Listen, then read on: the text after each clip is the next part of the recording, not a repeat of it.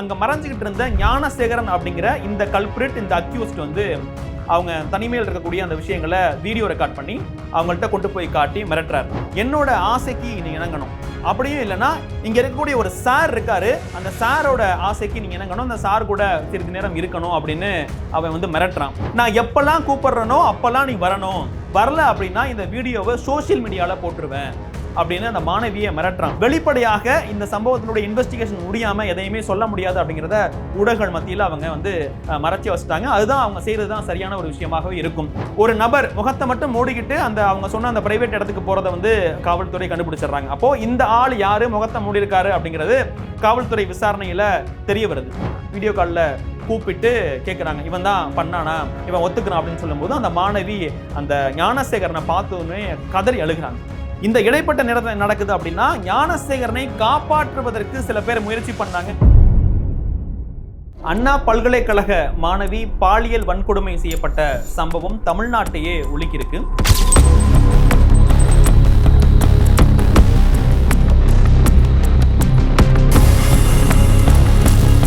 அங்க என்னதான் நடந்தது அப்படின்னு பல்வேறு வகையினரும் பல்வேறு கருத்துக்களை சொல்றாங்க. நாம விசாரித்த வகையில என்ன நடந்திருக்கு அப்படின்னா, கடந்த 23ஆம் தேதி அந்த மாணவியும் அந்த மாணவியினுடைய காதலனும் லவர்னு குறிப்பிடுறாங்க.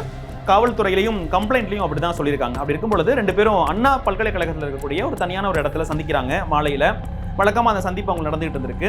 அந்த சந்திப்பின் போது வழக்கமாக காதல் செய்யக்கூடிய அந்த முத்த பரிமாற்றம் அப்படிங்கிறது ரெண்டு பேருக்குமே இருந்திருக்கு. இதனை அங்க மறைஞ்சிக்கிட்டு இருந்த ஞானசேகரன் அப்படிங்கிற இந்த கல்பிரிட், இந்த அக்யூஸ்ட் வந்து அவங்க தனிமையில் இருக்கக்கூடிய அந்த விஷயங்களை வீடியோ ரெக்கார்ட் பண்ணி அவங்கள்ட்ட கொண்டு போய் காட்டி மிரட்டுறாரு. நான் இதை வந்து பல்கலைக்கழக நிர்வாகத்தில் சொல்லிடுவேன், உனக்கு டிசி வாங்கி கொடுக்குற ரெண்டு பேருக்குமே, நீங்க ரெண்டு பேருமே இங்க படிக்க முடியாது, இல்ல அப்படின்னா நான் சொல்றத ரெண்டு பேரும் கேட்கணும் அப்படின்னு அவங்க ரெண்டு பேருமே மிரட்டுறாரு. மிரட்டும் பொழுது அந்த காதல் லவ்வரை வந்து ஒரு அரைஞ்சிடுறாரு, கையால் அடிச்சிடுறாரு. அடிச்சது பிறகு நீ இங்கேயே இரு, நான் இந்த பொண்ணு தனியாக கூப்பிட்டு போயிட்டு சில விஷயங்கள் பேச வேண்டியது இருக்கு அப்படின்னு அந்த பையனை அங்கே விட்டுட்டு இந்த பொண்ணு மட்டும், அந்த மாணவியை மட்டும் அந்த ஞானசேகரன் அப்படிங்கிற அந்த ரேபிஸ்ட், அந்த கல்பிரேட்டு பக்கத்தில் இருக்கக்கூடிய ஒரு இடத்துக்கு, தனியான இடத்துக்கு கூப்பிட்டு போகிறான். கூட்டு போயிட்டு அந்த மாணவி கிட்ட ஒரு 3 ஆப்ஷன் கொடுக்குறான்.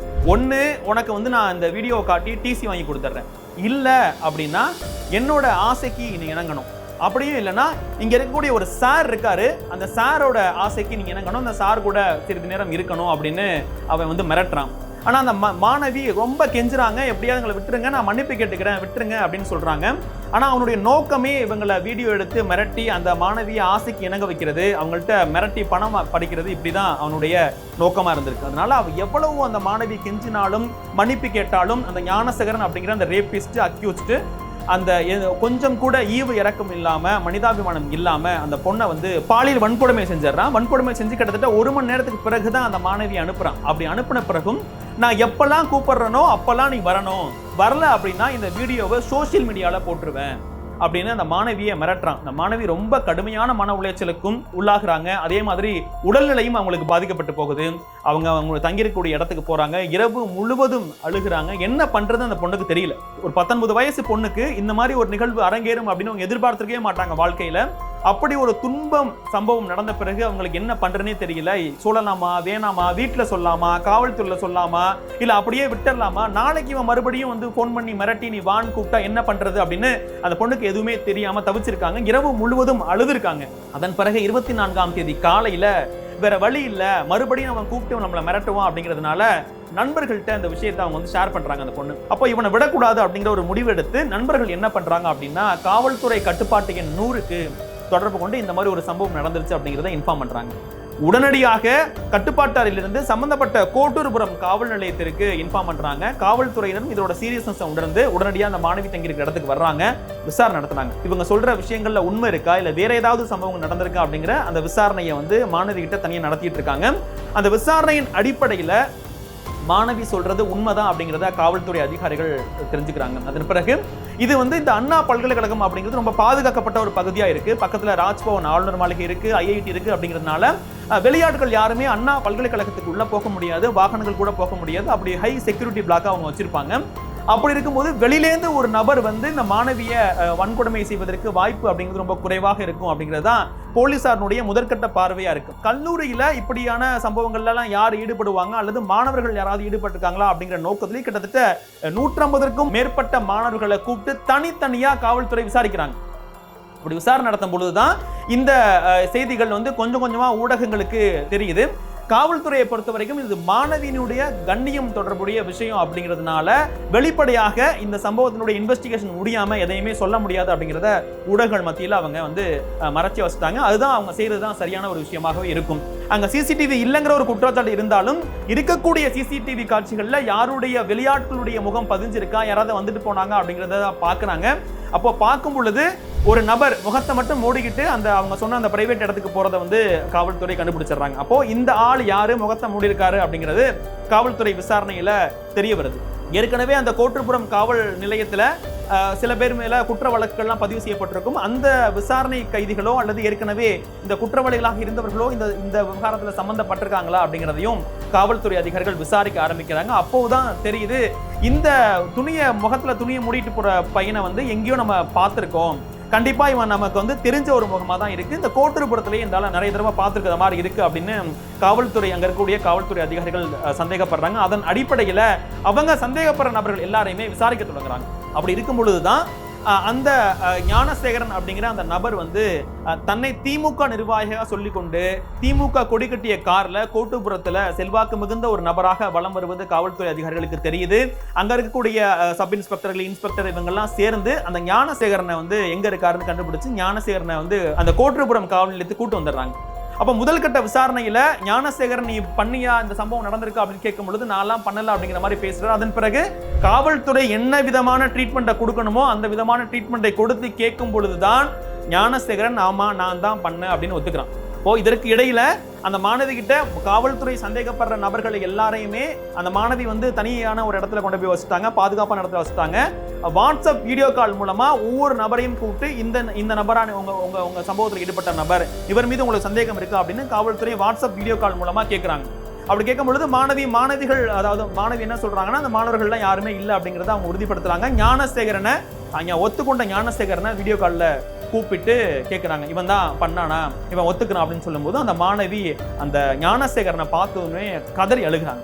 இவன் தான் பண்ணா அப்படிங்கிறத நேரடியாக அந்த வீடியோ கால் மூலமா ஞானசேகரனை குற்றவாளி அப்படிங்கிறத நிரூபிச்சிட்டாங்க. அப்போ அதன் அடிப்படையில் ஞானசேகரன் மீது உடனடியாக வழக்கு பதிவு செய்யப்படுது.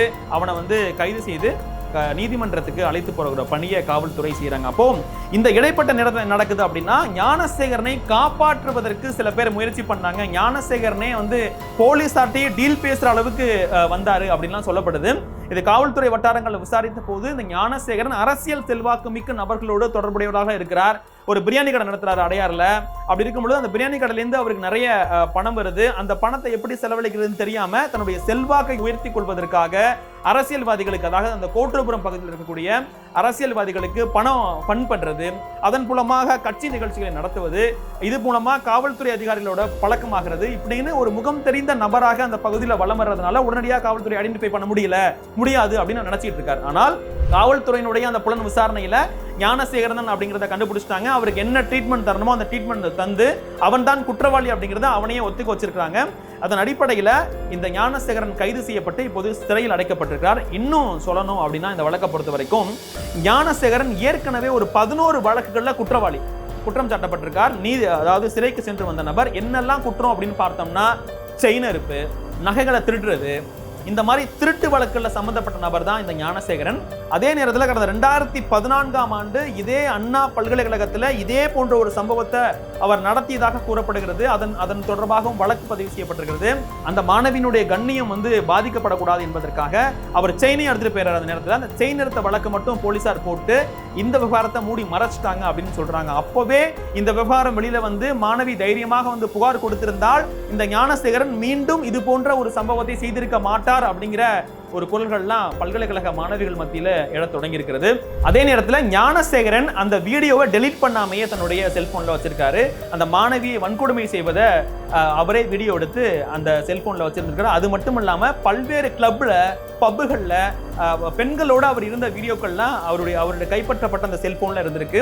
இதே போல மற்ற நபர்களையும் அவர் இதே போல வீடியோ எடுத்து மிரட்டினாரா, யாரெல்லாம் இந்த ஞானசேகரன் மூலமா பாதிக்கப்பட்டிருக்காங்க அப்படிங்கிற கோணத்திலையும் காவல்துறை விசாரணை நடத்திட்டு வராங்க. இது போன்ற ஒரு சம்பவம் இனி தமிழ்நாட்டில் நிகழவே கூடாது அப்படிங்கிறது தான் எல்லோருடைய கோரிக்கையாகவும் இருக்கிறது. அதே நேரத்தில் பாதுகாக்கப்பட்ட ஒரு பல்கலைக்கழகமா இருக்கக்கூடிய அண்ணா பல்கலைக்கழகத்துல இப்படி போன்ற ஒரு சம்பவம் நடந்திருக்கு அப்படின்னா இது அண்ணா பல்கலைக்கழகத்துக்கே ஒரு வரலாற்று ஒரு கருப்பு பக்கமா போய் முடிஞ்சிருக்கு. அப்படி இருக்கக்கூடிய இந்த சூழல்ல அண்ணா பல்கலைக்கழக பாதுகாப்பையும் உறுதிப்படுத்த வேண்டும். அதே போல தமிழ்நாடு முழுவதும் இருக்கக்கூடிய கல்லூரிகள்ல மாணவிகளுடைய பாதுகாப்பை உறுதிப்படுத்தணும் அப்படிங்கிற கோரிக்கை வலுவாக தமிழ்நாட்டில் இப்போது எழுந்திருக்கிறது.